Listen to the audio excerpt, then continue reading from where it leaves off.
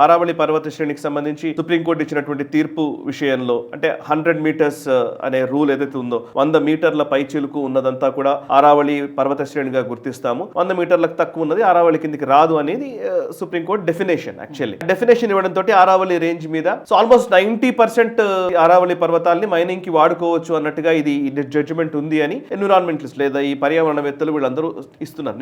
నేను ఈ ఎన్విరాన్మెంటల్ జోలికి నేను వెళ్ళను, ఎందుకంటే ఎప్పుడు కూడా ఈ పర్యావరణం పేరిట వచ్చింది అంటే డెఫినెట్ గా సమ్ కాన్స్పిరసీ దీంట్లో ఉందని నేను ఎప్పుడు అనుకుంటూ ఉంటాను. చాలా 99% కాన్స్పిరసీస్ తోటే ఈ పర్యావరణం విషయాలు నడుస్తాయి. సరే, కేంద్ర ప్రభుత్వం దానికి సమాధానం చెప్పింది, అసలు మేమేం మైనింగ్ కి సంబంధించి ఏం చేయము అని చెప్పారు. ఇప్పటి నుంచి అసలు మైనింగ్ లీజులు ఏం లేవు, మేమేం ఇవ్వట్లేదు సో అని వాళ్ళు చాలా స్పష్టంగా చెప్పారు. కానీ అర్నబ్ గోస్వామి వాయిస్ ఎట్లాంటిదంటే స్ట్రాంగ్ వాయిస్. అది ఒక విషయాన్ని తీసుకుని ఆ విషయం మీద తన ఒపీనియన్ ని చాలా బలంగా చెప్పగలిగేటువంటి యాంకర్, బలంగా చెప్పగలిగేటువంటి జర్నలిస్ట్ ఎవరున్నా సరే, ఎదుట ఎవరున్నా సరే. అండ్ ఆయన ఒక ఇంటర్వ్యూ నాకు తెలిసి frankly with Arnab Goswami something ఉండేది, ఫ్రాంక్లీ స్పీకింగ్ అనేది ఒక ఇంటర్వ్యూ టైమ్స్ నౌ లో ఆయన తీసుకున్నటువంటి ఇంటర్వ్యూ రాహుల్ గాంధీ కెరీర్ కే ఒక విఘాతం. అది నిజానికి రాహుల్ గాంధీ ఇచ్చినటువంటి ఒక బ్లాస్టింగ్ ఇంటర్వ్యూ ఏదైనా ఉందనంటే అర్నబ్ గోస్వామిదే. అర్నబ్ గోస్వామికి ఇచ్చినటువంటి ఇంటర్వ్యూలోనే రాహుల్ గాంధీ చాలా తేలిపోయాడు. ఓకే, అట్లా అర్నబ్ గోస్వామి ఎదుటోళ్ళ మీద ఒకసారి ఆయన బాంబార్డ్ చేయడం మొదలు పెడితే, ఆయన అటాక్ చేయడం మొదలు పెడితే పదాల కోసం వెతుక్కునే పరిస్థితి ఉంటుంది చాలా వరకు. సో అట్లాంటి అర్నబ్ గోస్వామి